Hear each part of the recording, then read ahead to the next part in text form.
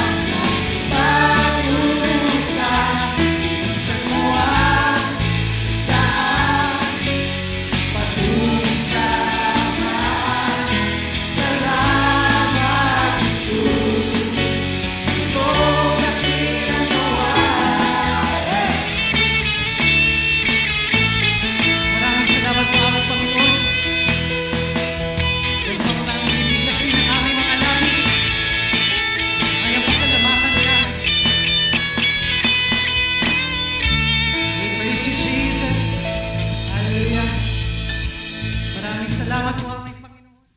Hallelujah. Patunagan po namin ang awitan namin, Panginoon.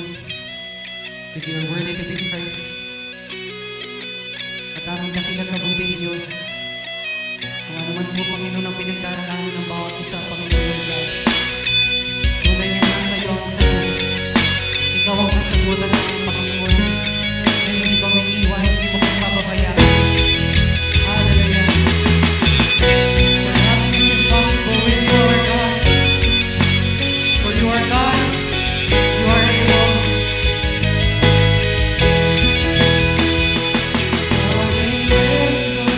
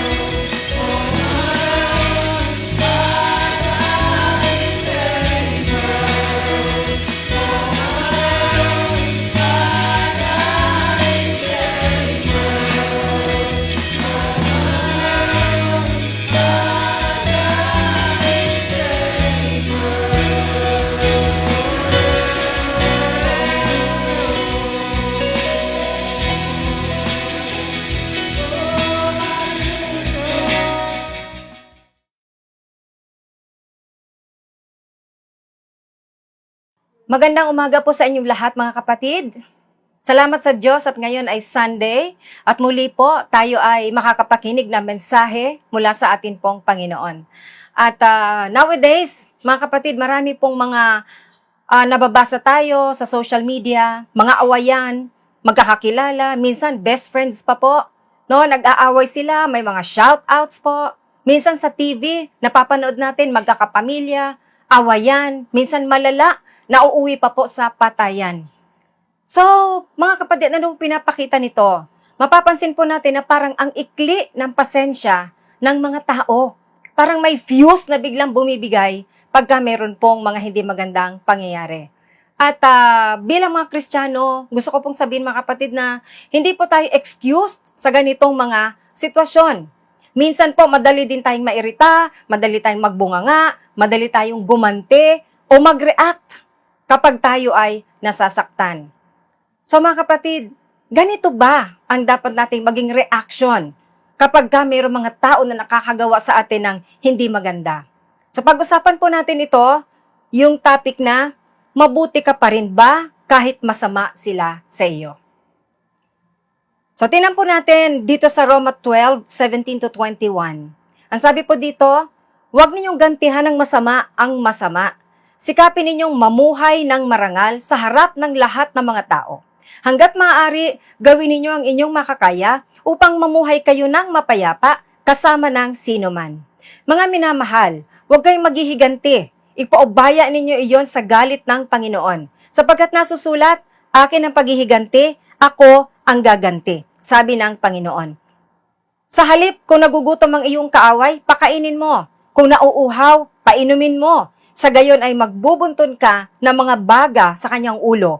Huwag kayong magpadaig sa masama, kundi daigin ninyo ng mabuti ang masama. Yan po ang sabi sa Roma 12:17-21. So sa ating binasa mga kapatid, malinaw na hindi po pagkairita, hindi po pambubulyaw, pangdededma o paghihiganti ang dapat nating reaction o tugon sa mga masasamang ginagawa sa atin ng ating kapwa. Mga kapatid, tinawag po tayo para gumawa ng mabuti. Ang sabi dito ni Paul, yung ating kaaway daw po, kapag ka nagugutom, pakainin. Kapag ka nauuhaw, painumin. So, dagdag pa natin dito, kausapin natin. Kausapin, tulungan, huwag nating dedmahin. So mga kapatid, alam ko po hindi madali itong mga bagay nito na gagawa ka ng mabuti doon sa tao na gumagawa sa inyo ng masama. Pero, it will help a lot, mga kapatid, kung unawa natin kung bakit dapat tayong maging mabuti dito sa mga taong gumagawa sa atin ng masama. So, maging mabuti tayo sa kanila. Bakit po? Number 1, dahil dito tayo nakikilala bilang mga anak ng Diyos. Huwag ninyong gantihan ng masama ang masama. Sikapin ninyong mamuhay ng marangal sa harap ng lahat ng mga tao. Yun po yung binasa natin kanina. Mga kapatid, may mga kilos po na marangal. Subalit may mga kilos din po naman na hindi marangal. At yung hindi pagganti, at yung paggawa po ng mabuti doon sa mga taong gumagawa sa atin na masama, ay kabilang sa marangal na gawain. Ano ba ibig sabihin ng marangal? Pag sinabi pong marangal, ang ibig sabihin po nito ay mataas, maharlika, mahal, dakila, napakaganda, mabunyi, nagbibigay dangal, kagalang-galang. So sabi po, mataas. Sabi po, maharlika, dakila, etc. So, sino po ba yung mga tinatawag na maharlika, mga kapatid? Dito po sa unang Pedro chapter 2, verse 9. Hindi po ba ang tinatawag ditong maharlika yung mga mananampalataya ni Kristo, yung mga anak ng Diyos? So kung Kristiyano ka kapatid, lakaran mo yung pagiging mabuti dahil dito ka makikilala bilang tunay na anak ng Diyos. Si mga masasama po, hindi po tinuturing ng mga anak ng Diyos, kundi anak po sila ng Diablo. Amen? So, minsan po, marami gumagante sa kasamaan na ginagawa sa kanila ng kanilang kapwa. Bakit? Kasi para sa kanila, pag hindi daw sila gumante, parang pinakikita nito, mahina sila, or parang pinakikita, sila yung mali, at ang sinasabi pa, parang baka abusuhin sila. Pero mga kapatid, alam niyo po, hindi kabawasan o kaabahan ang maging mabuti sa mga masasama sa atin. Bagkus, pagpapakita ito ng pagiging angat sa nakakarami dahil hindi lahat ay kayang gawin ito. Sa ating pagiging mabuti, maging sa mga masasama sa atin, pinapakita natin ang pagiging mga anak ng Diyos.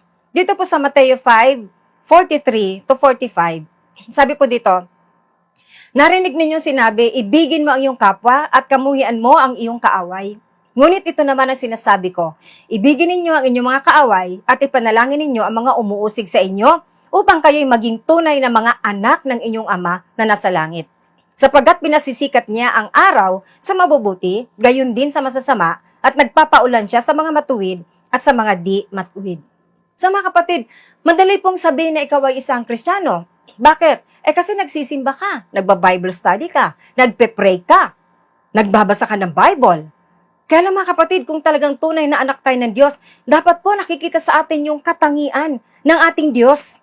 At yun po yung pagiging mapagpatawad, mapagmahal, yung pagiging mabuti, kahit po ginagawaan tayo ng masama. So mga kapatid, Kristiyano ka. Okay? Kristiyano, anak ka ng Diyos. So dapat ipakita mo ito. Amen? So, maring sabihin nyo, ang hirap yata. So, bagamat hindi madali ang maging mabuti sa mga masasama sa atin, bilang mga anak ng Diyos na kanyang sinasamahan, kaya nating maging mabuti. Paniwalaan at lakaran. Lagi po nating tatandaan yung sinasabi po ng 1 Corinthians 3:16, na tayo po mga Kristiyano ay templo ng Diyos, templo ng kanyang Espiritu Santo, at ito po ay nagdadala sa atin ng kakayahan para tayo po ay maging mabuti. Kaya po anong sabi dito sa Galatia 5:22-24? Sabi dito, subalit ang bunga ng Espiritu ay pag-ibig, kagalakan, kapayapaan, pagtitiyaga, kabaitan, kabutihan, katapatan, kainahunan, at pagpipigil sa sarili. Walang batas laban sa mga ganito. At ipinako na sa krus ng mga nakipag-isa kay Kristo Jesus ang kanilang laman at ang masasamang hilig nito. Mga kapatid, mahirap po para sa mga unbelievers ang maging mabuti do sa mga taong masama ang gawa sa kanila. Bakit? Kasi po, wala silang empowering. Subalit tayo po mga Christians, meron po tayong power. Amen? Kaya nating gawin na maging mabuti sa masasama sa atin dahil puno tayo ng pag-ibig ng Diyos. Meron tayong pangunawa, nandoon po yung bunga ng Espiritu Santo sa atin. Meron po nakaka-impluwensya ng ating pag-uugali, ng ating pag-iisip, ng ating kilos, at yan nga po ang Espiritu Santo. So meron pong conviction, meron pong laging pagpapaalala ang Espiritu Santo na kung susunod lang tayo lagi sa Holy Spirit, lalago po tayo sa kabutihan, pati sa doon sa mga masasamang tao na lagi nating maaaring naengkwentro. So mga kapatid, Kristiyano, maaaring sinasabi mo, tao lamang ako.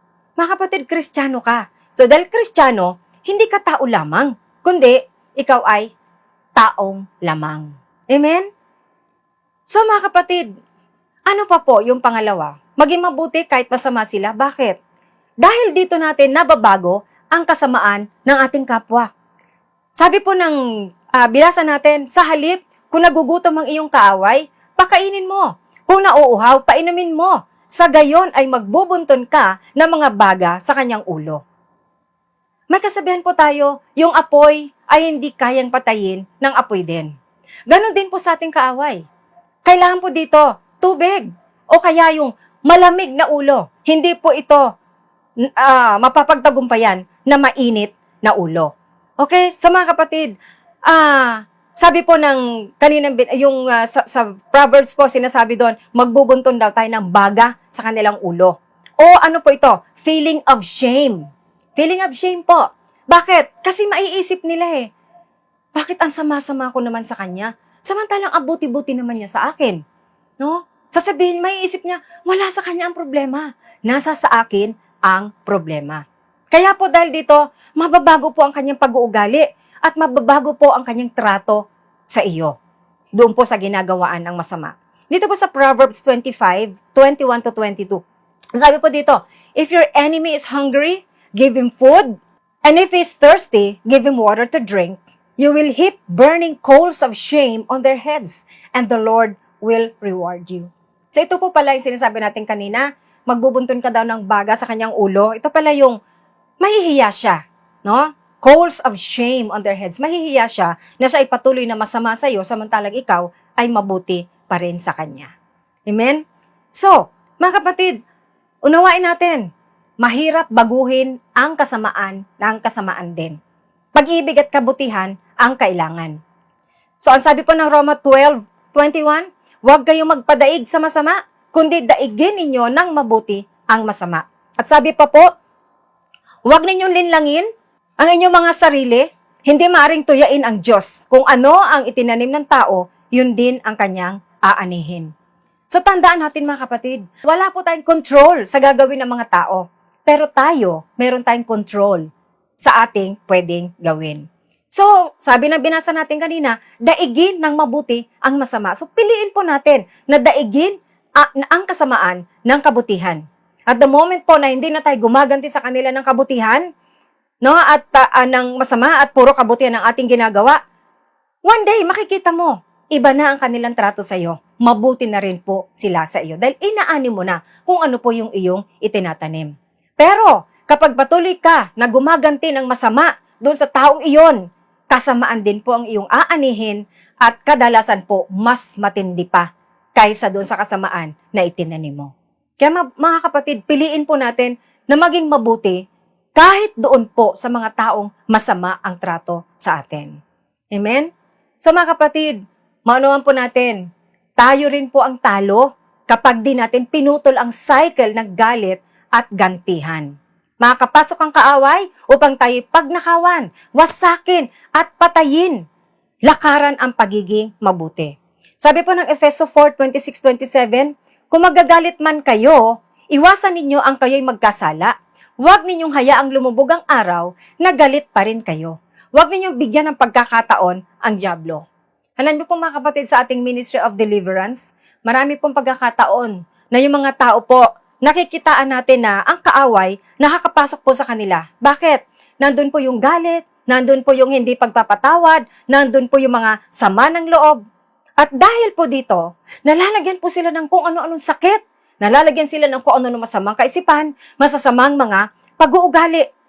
And yet, mga kapatid, kapag sila po ay nagpatawad na or humingi na rin ng tawad sa ating Diyos at pinatawad yung kanilang kapwa, sila po ay nakakalaya. Sila po ay gumagaling. So, tingnan po natin ang ating mga sarili. Meron po ba tayong sakit na ang dami na nating ininom na gamot, pero andyan pa rin po, hindi po nawawala? Yung sakit na pisikal, opo, meron po mga may sakit at kailangan po niyan ginagamot. At kapag ito'y ginamot, kakaroon po ng lunas. Pero po, yung mga spiritual na karamdaman, kailangan po nito spiritual na solusyon din. So mga kapatid, baka yung galit po o sama ng loob at hindi pagpapatawad ang tinatanganan ng kaaway sa ating mga buhay. So ano po ang dapat natin gawin? Humingi ng tawad sa Diyos, magpatawad na rin po at maging mabuti. Tayo, doon maging sa mga taong gumagawa sa atin ng masama. At doon po tayo makakalaya at doon po tayo mapapagpala na tunay. Amen? At pangatlo po, kailangan maging mabuti tayo kahit sila ay masama. Bakit? Dahil dito natin na ipapakita ang pagsunod at pagmamahal sa Diyos. Sabi po ng Mateo 5:44, ngunit ito naman ang sinasabi ko, ibigin ninyo ang inyong mga kaaway at ipanalangin ninyo ang mga umuusig sa inyo. At sabi po ng John 13:34, isang bagong utos ang binibigay ko sa inyo ngayon, magmahalan kayo. Kung paano ko kayo minahal, gayon din naman magmahalan kayo. And we have John 14:15, kung iniibig ninyo ako, tutuparin ninyo ang aking mga utos. So mga kapatid, unawain po natin na kailangan po nating mahalin at maging mabuti, maging doon sa mga tao na masasama sa atin. Sapagkat hindi po ito pakiusap lang ng Diyos eh. Hindi po sinabing please lang, maari ba, mahalin mo ang iyong kapwa, please lang, maari ba, ibigin mo ang iyong kaaway. Hindi po, ito po ay utos ng ating Panginoon.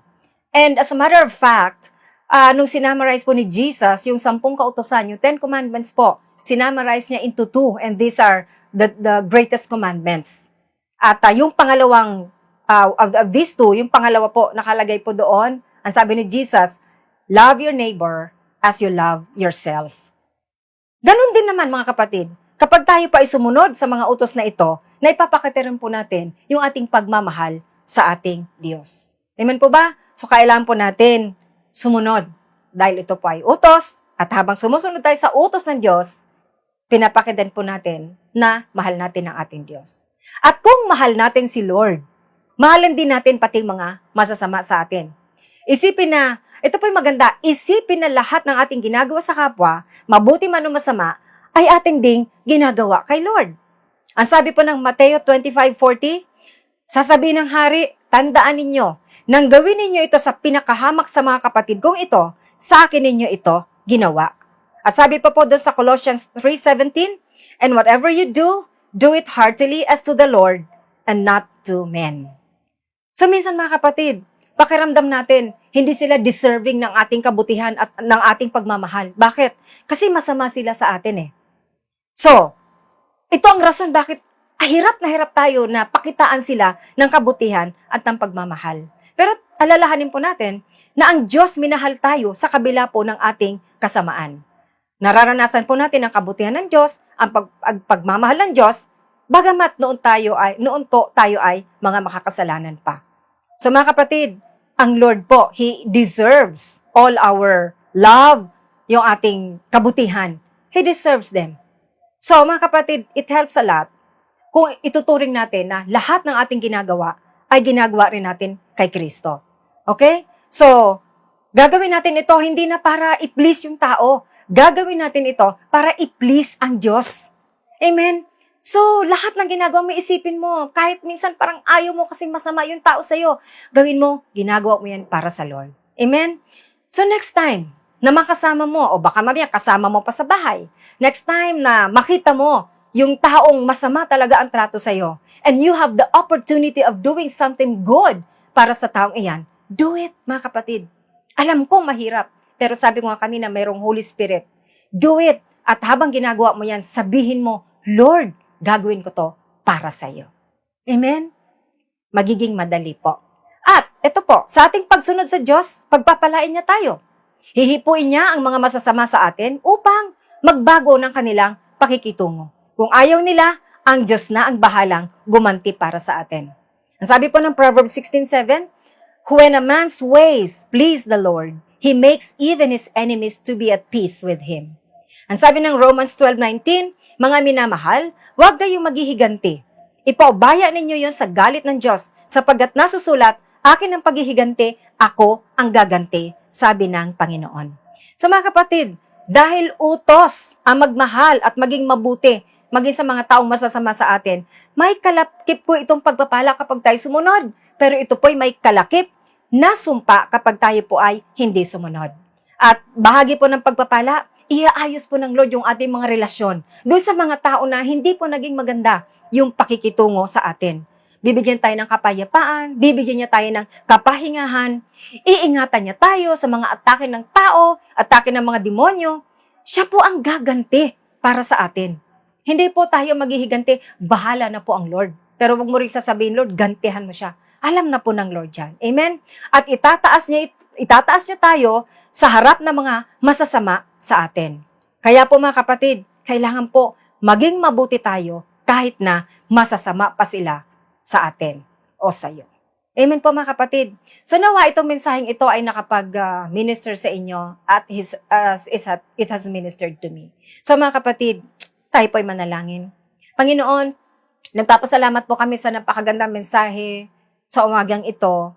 Lord, humingi po kami ng tawad sa mga pagkakataon na kami po ay gumanti o nagsalita o dinedma namin yung mga tao na gumawa sa amin ng masama. Patawarin mo kami na parang ginantihan namin yung kanilang kasamaan. O kung kami man, Lord, ang nakagawa sa kanila ng kasamaan, patawarin niyo rin kami, aming Panginoon. At ngayon, O God, we pray, punuin mo ang aming mga puso ng pagpapatawad, ng pag-ibig, ng kabutihan, Panginoon. Hayaan mo na abutin namin yung mga tao na yan, yung mga tao na hindi po nagiging mabuti sa amin. At hayaan mo, Panginoon, O God, ng aming mga puso mapuno ng kabutihan. Lord, at dalangin po namin, Diyos, na ingatan niyo po ang bawat isa sa amin. Laban sa mga atake ng kaaway, laban po sa pandemya na ito, ingatan mo ang bawat isa. And we pray, Father God, for your continued provision para sa pangangailangan po ng bawat isa. Panginoon, hayaan mo na magmula ngayon hallelujah, gaano man kasama yung pinapakita sa amin, kabutihan pa rin po ang aming igaganti sa kanilang lahat. And to you be the glory. Maraming salamat po, Panginoon, sa mensahe na ito. At ito po ang aming dalangin sa tanging pangalan po ninyo, aming Panginoong Jesus. Amen. Amen. Yan po ang ating mensahe sa umagang ito. God bless everyone. Have a happy Sunday.